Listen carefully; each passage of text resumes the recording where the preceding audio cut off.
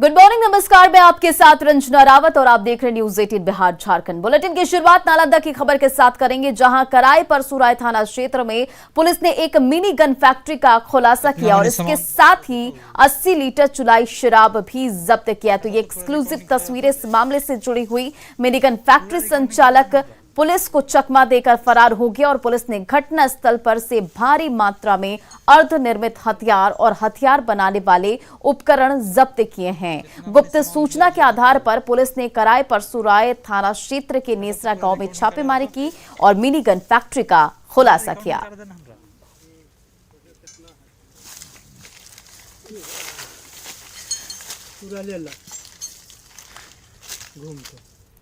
खबर नवादा से, जहां टैंकर लॉरी के पलट जाने से आग लग गई और जिसके कारण अफरा तफरी का माहौल बन गया। घटना नादिरगंज के पड़िया गांव का बताया जा रहा है। खबर के मुताबिक केमिकल लेकर जा रहा टैंकर अनियंत्रित होकर पलट गया और जिसके बाद टैंकर से रिसाव होने लगा और आग लग गई। हालांकि इससे जान माल के नुकसान की कोई खबर नहीं है। स्थानीय लोगों ने फायर ब्रिगेड को इस पूरे मामले की जानकारी दी। मौके पर पहुंचे फायर ब्रिगेड के कर्मियों ने काफी मशक्कत के बाद से आग पर काबू पा लिया और दुर्घटना टल गई। खाली आगे नहीं बढ़े,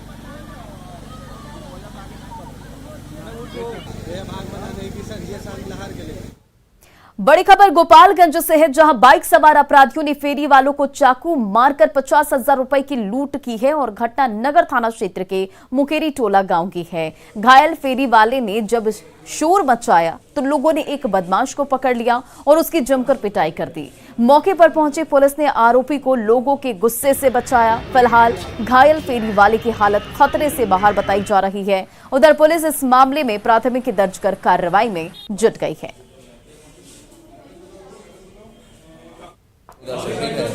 पैसा मेरे पास था और पैसा किसी से लेकर आ रहे थे। 50,000 रुपया आधार कार्ड पर्स निकाल लिया। गाड़ी साइड में खड़ा कर इनार में धकेल दिया है लोग। ये चाकू यही मारा है और दीवार में जाता है लोग। हम इसको पकड़े हैं। क्या लोग था? 3 आदमी था बाइक से। मेरा बाइक भी छीन रहा था, चाबी लेकर भाग गया है। बाइक वहीं पर है। और बड़ी खबर पटना से, जहां कदम कुआं थाना क्षेत्र में चूड़ी मार्केट के पास अपराधियों ने एक युवक को गोली मार दी और घायल युवक का नाम राहुल कुमार बताया जाता है। मिली जानकारी के मुताबिक राहुल को 3 गोलियां मारी गई है और उसकी हालत गंभीर बनी हुई है। घटना के बाद पुलिस मामले की छानबीन में जुटी हुई है।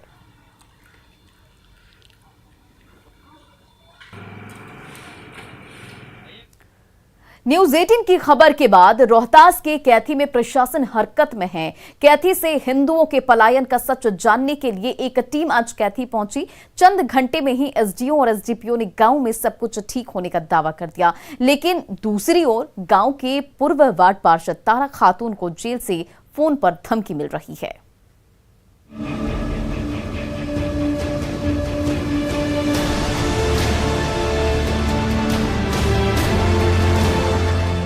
क्या रोहतास के कैथी गांव में यूपी के कैराना जैसी स्थिति है?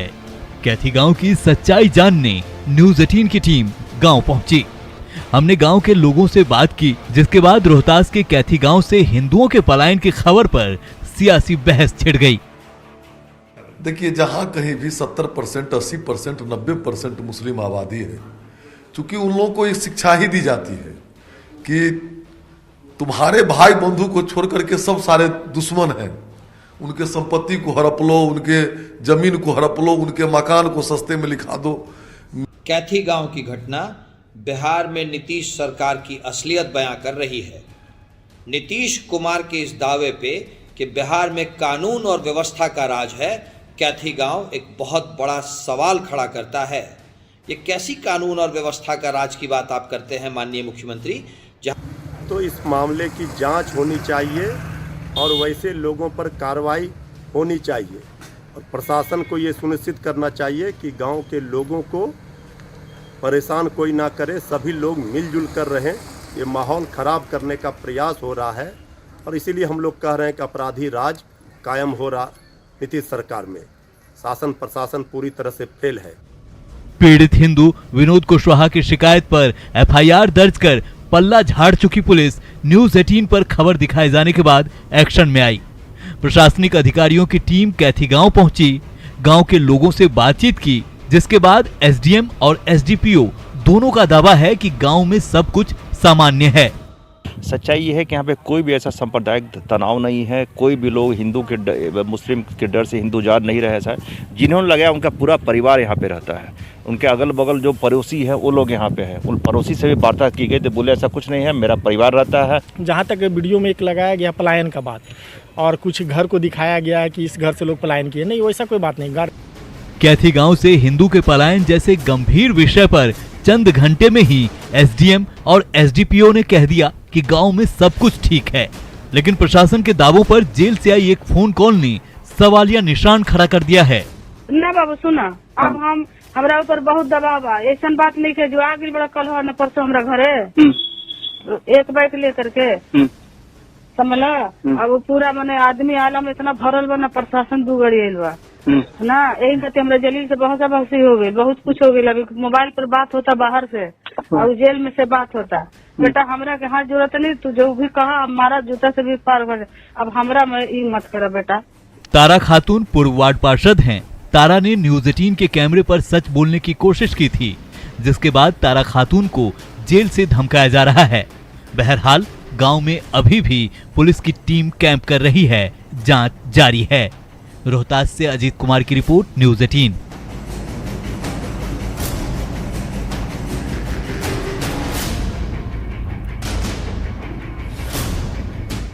राष्ट्रपति पद के लिए उम्मीदवारी को सीएम नीतीश कुमार ने एक बार फिर खारिज कर दिया है। सवाल पूछे जाने पर मुख्यमंत्री ने कहा कि उनकी दिलचस्पी समाज सुधार और बिहार के विकास में है और जिस चीज में दिलचस्पी होगी वही काम करेंगे। सब ऐसे ही चलते रहता है, ऐसा कोई बात। प्रेसिडेंट मटेरियल कहा जा रहा है, आपके पार्टी के भी मंत्री ने कहा है। और आश्चर्य हमको तो कल ही हमको पूछ रहा था, हमको बड़ा आश्चर्य हुआ।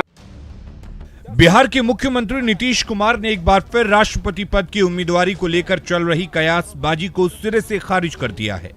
नीतीश कुमार ने साफ साफ कहा कि उनकी ऐसी कोई इच्छा नहीं है, उनकी इच्छा विकास और समाज सुधार में है। इस सब से हम लोगों को कोई लेना देना नहीं है, कोई मतलब नहीं है, कोई जानकारी नहीं। हमको तो आश्चर्य हुआ, कल इसे पूछा था हम तो।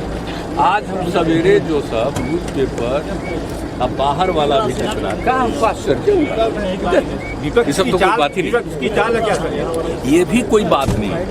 हमसे कभी किसी ने कोई बात की है, कोई चर्चा की है, कहीं कोई बात ही नहीं है, इस तरह कोई बात नहीं। जानना चाहेंगे समाज सुधार अभियान को लेकर आप आए हैं, जमुई की जनता को क्या कहना चाहिए? सब चीज में कोई दिलचस्पी, हमारी न रुचि न कोई दिलचस्पी, हम अपना काम कर रहे हैं। आज सुन ही न रहे हमरा भाई, हमरा क्या चीज में दिलचस्पी है, हमारा क्या चीज में दिलचस्पी है। समाज सुधार का है, विकास का है, समाज में प्रेम का, भाईचारे का भाव हो, मिल करके चले। हमारी दिलचस्पी तो इसी में है, तो हम शुरू से काम करते हुए कर रहे हैं, लेकिन हमारे मन में कोई आकांक्षा इच्छा नहीं। अगर ऑफर नहीं, कोई आकांक्षा इच्छा नहीं हमारी कोई।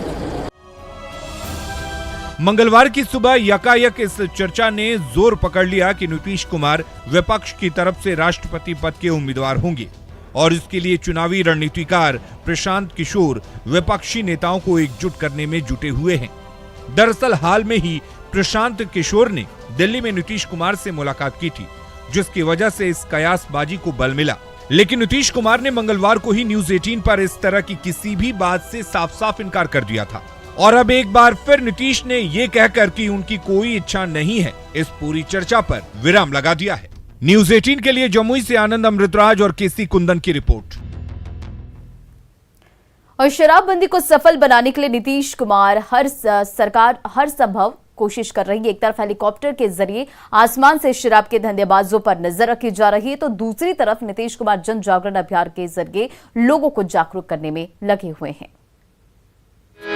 दहेज रूपी बीमारी को जड़ से जल्दी खत्म करो, बंद करो जी बंद करो दहेज लेना। शराबबंदी को लेकर नीतीश सरकार कितनी एक्टिव है, ये इन दो तस्वीरों से समझा जा सकता है। एक तरफ जहां अत्याधुनिक हेलीकॉप्टर के जरिए आसमान से शराब माफिया पर नजर रखी जा रही है, तो दूसरी तरफ बिहार के मुख्यमंत्री नीतीश कुमार समाज सुधार अभियान के जरिए लोगों को जागरूक करने में जुटे हैं। शराब को लेकर नीतीश ने क्या कुछ कहा वो सब कुछ बताएंगे, लेकिन पहले इस तस्वीर को देख लीजिए। हवा में उड़ते हेलीकॉप्टर को देखिए। मद्य निषेध विभाग ने शराब माफियाओं पर नजर रखने के लिए हेलीकॉप्टर का इस्तेमाल शुरू कर दिया है। मंगलवार को बक्सर से कटिहार तक हेलीकॉप्टर ने उड़ान भरी थी। बुधवार को बक्सर से मुंगेर तक आसमान से शराब माफिया की खोज हुई। बिहार में अब शराब माफियाओं की खैर नहीं है और अवैध शराब के कारोबारियों और खास करके गंगा नदी और उसके आसपास के इलाके में शराब बनाने वालों को खोजने के लिए अब हेलीकॉप्टर का इस्तेमाल बिहार सरकार के द्वारा किया जा रहा है। और देखिए किस तरीके से गंगा नदी के किनारे ये जो जेपी सेतु है, जेपी सेतु से लेकर बक्सर तक अब शराब माफियाओं को इस हेलीकॉप्टर से ढूंढा जाएगा। हेलीकॉप्टर की उड़ान देखी आपने। अब जमुई में समाज सुधार अभियान के दौरान मुख्यमंत्री नीतीश कुमार का जीविका दीदियों से संवाद सुन लीजिए। सीएम नीतीश ने जमुई में 4 जिलों की जीविका दीदियों से संवाद किया और लोगों से कहा कि शराब से क्या क्या नुकसान होता है, खुद जानिए और दूसरों को भी बताइए। इसीलिए इस चीज को हम लोगों ने हर जगह दे दिया है। पढ़िएगा, बापू की बात पढ़िए और जो वर्ल्ड हेल्थ ऑर्गेनाइजेशन ने शराब का क्या बुरा असर है उसके बारे में लिखा है वो सब पढ़िएगा, सबको पढ़ाइएगा ताकि ये बात को समझे और लोगों को समझना पड़ेगा। कुछ लोग बात को नहीं समझता। यानी शराबबंदी नीतीश कुमार की सर्वोच्च प्राथमिकता है और नीतीश कुमार को बिहार में शराब किसी भी हाल में मंजूर नहीं। न्यूज़ 18 के लिए पटना से शैलेंद्र और जमुई से आनंद अमृतराज की रिपोर्ट। बिहार में शराबबंदी कानून को सफल बनाने के लिए पुलिस और उत्पाद विभाग की तरफ से लगातार अभियान चलाया जा रहा है और इस अभियान में अब हेलीकॉप्टर का भी सहयोग लिया जा रहा है। हेलीकॉप्टर से मिली जानकारी के आधार पर पुलिस ने पटना के लोदीपुर से लेकर सारण के रिवीलगंज दियारा तक शराब के खिलाफ छापेमारी की और इस दौरान टीम ने 1,10,000 किलो जावा महुआ और 1340 लीटर देसी शराब बरामद की और शराब की भट्टियों को भी ध्वस्त कर दिया। चलिए ठीक है। और इधर जमुई के मलईपुर में पूर्व मुख्यमंत्री चंद्रशेखर सिंह के पैतृक आवास में चोरी हुई और पूर्व सीएम के बंद पड़े घर का ताला तोड़कर करीब 5 लाख के सामान की चोरी हुई, जिसमें गहने भी शामिल हैं। खबर मिलने के बाद पुलिस मौके पर पहुंची लेकिन कोई सुराग हाथ नहीं लगा। मलईपुर में चंद्रशेखर सिंह के पैतृक आवास में करीब 2 सालों से ताला लगा है और वहां कोई नहीं रहता है।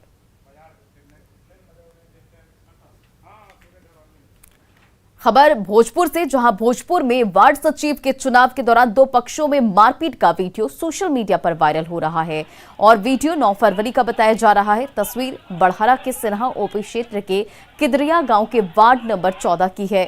चुनाव के दौरान एक प्रत्याशी के नहीं पहुंचने पर विवाद हुआ और फिर दोनों पक्षों में मारपीट शुरू हो गई।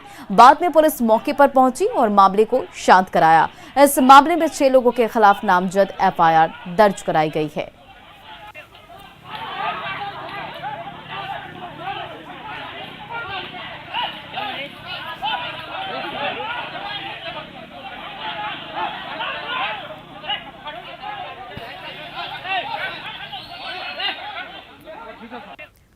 उधर मधुबनी के फुलपरास में नवनिर्वाचित मुखिया संतोष शाह पर लाठी और कुदाल से हमले का वीडियो वायरल हो रहा है। कुछ लोगों ने मुखिया संतोष शाह के साथ मारपीट करते दिख रहे हैं और मौके पर मौजूद ग्रामीण ने मुखिया को बचाया। बताया जा रहा है कि जमीन के विवाद को लेकर मुखिया पर हमला किया गया है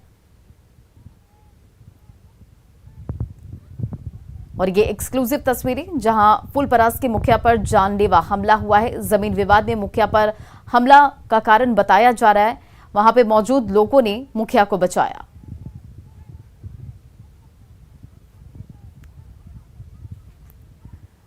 भागलपुर के तिलका मांझी यूनिवर्सिटी में पीएचडी एडमिशन टेस्ट में गड़बड़ी का आरोप लगाते हुए छात्रों ने जमकर हंगामा किया और प्रो वीसी को चैम्बर से निकालने के बाद सभी विभागों को बंद करा दिया।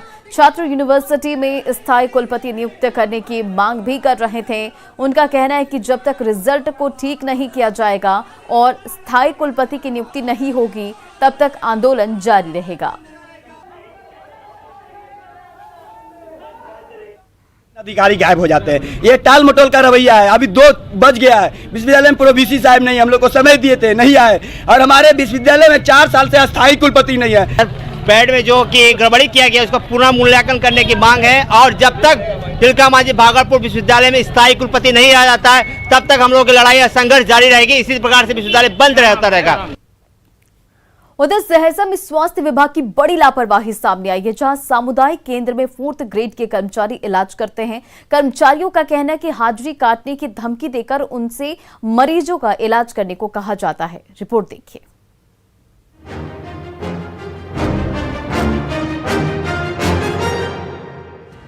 सहरसा के नौहट्टा सामुदायिक स्वास्थ्य केंद्र की ये तस्वीर देखिए। अस्पताल में एक बच्चे का इलाज चल रहा है। 2 लोग एक बच्चे के सिर में स्टिच करते दिख रहे हैं, लेकिन ये डॉक्टर नहीं है, पारा मेडिकल स्टाफ भी नहीं है। दोनों सामुदायिक केंद्र के 4th वर्गीय कर्मचारी हैं। आपको ये सुनकर हैरानी हो रही होगी, लेकिन सच यही है।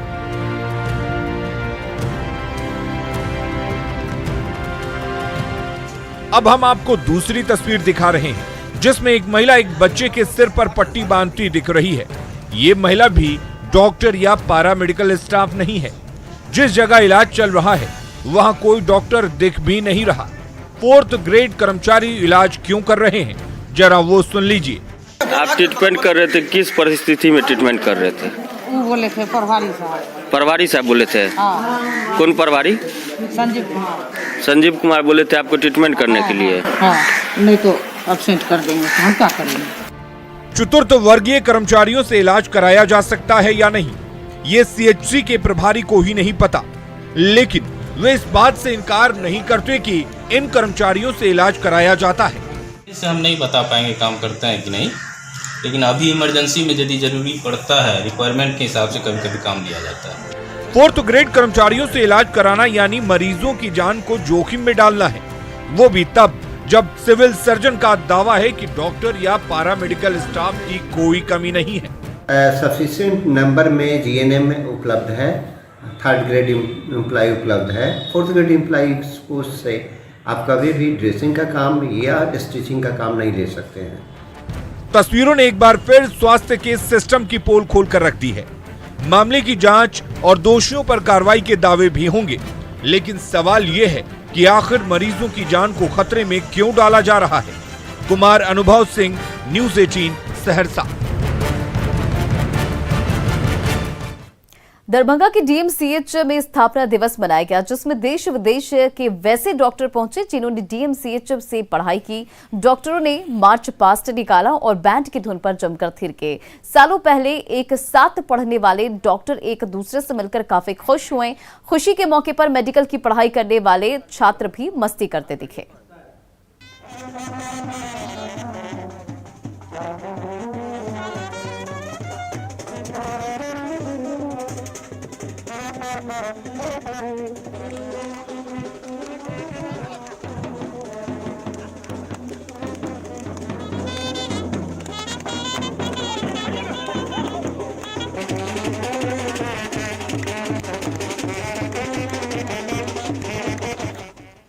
नियुक्ति के बाद शिक्षक अभ्यर्थी खुश हैं, तो लैब टेक्नीशियन की नियुक्ति में सवाल उठ रहे हैं। अभ्यर्थियों का कहना है कि लंबे इंतजार के बाद भी SSC ने लैब टेक्नीशियन का रिजल्ट निकाला, लेकिन 1400 की जगह सिर्फ 1160 अभ्यर्थियों का सिलेक्शन हुआ। अभ्यर्थियों ने आयोग के सचिव को पत्र लिखकर गुहार लगाई, लेकिन कोई जवाब नहीं मिला, जिसके बाद अभ्यर्थियों ने न्यूज़ 18 से गुहार लगाई है।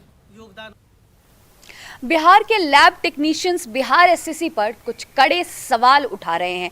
दरअसल मामला जो है पूरा वो एक वैकेंसी से जुड़ा हुआ है, जो कि 2015 में लैब टेक्नीशियंस के लिए आई थी। तो इसका रिजल्ट बीते 2 दिनों पहले आया है, तकरीबन 7 साल के बाद। क्या मामला है और क्या दिक्कत है आपको चयन जो लिस्ट आई है उससे? मैम, हम लोगों ने इंटरव्यू दिया था, ठीक है, लेकिन उस समय नहीं निकला था और मतलब कुछ केस हो गया था, ठीक है। उसके बाद हम लोगों ने जब ये मतलब रिजल्ट देखा तो हम लोग का उसमें नाम नहीं था, जबकि हम लोग मतलब योग्य हैं क्वालिफिकेशन भी है और इंटरव्यू में भी अच्छे से दिया था। लेकिन अभी आयोग गए थे, कल मैं आयोग गई थी, रिजल्ट 12 बजे रात को निकला, ठीक है, 12 बजे के बाद। लेकिन उसके बाद देखा कि नाम नहीं है, तो आयोग गए, तो आयोग में पूछे कि मतलब क्यों ऐसा हुआ, तो उन्होंने बोला कि आपका फर्जी डिग्री होगा, फर्जी डिप्लोमा चाहे फर्जी सर्टिफिकेट है, इसीलिए नहीं हुआ, ठीक है। लेकिन फर्जी का तो कुछ ऐसा नहीं है, क्योंकि बिहार सरकार का सर्टिफिकेट है। किस आधार पे ये आप कह रही हैं कि आपका जो चयन नहीं हुआ है वो आपको सही नहीं लग रहा है? आपके पास क्या आधार है इस चीज़ को कहने का? मेरे पास मुझे ये कहना है कि अभी 21 तारीख के पेपर में आया था कि 1400 लैब टेक्नीशियंस की बहाली करनी है। ऐसे तो 1772 सीट्स थी और उसके मुकाबले उतने कैंडिडेट्स तो नहीं थे। काउंसलिंग में बहुत लोग छट भी चुके थे और हम काउंसलिंग में गए थे, हमारा काउंसलिंग बहुत अच्छे से हुआ। काउंसलिंग में क्या होता है कि सारा डॉक्यूमेंट्स वेरिफिकेशन हो रहा है, क्या कट ऑफ मार्क्स है, क्या है, सारी चीज़ें वो हो गई उसमें हम सेलेक्ट जब हो गए, होने के बाद जब हम इंटरव्यू में जब हमने फेस किया 2020 में हमारा इंटरव्यू हुआ। इंटरव्यू करने के बाद फिर से ये रुक गया, हमें कुछ रिजल्ट पता नहीं चला। लेकिन और फिलहाल इस बुलेटिन में इतना ही। बने रहे आप न्यूज़ 18 बिहार झारखंड के साथ।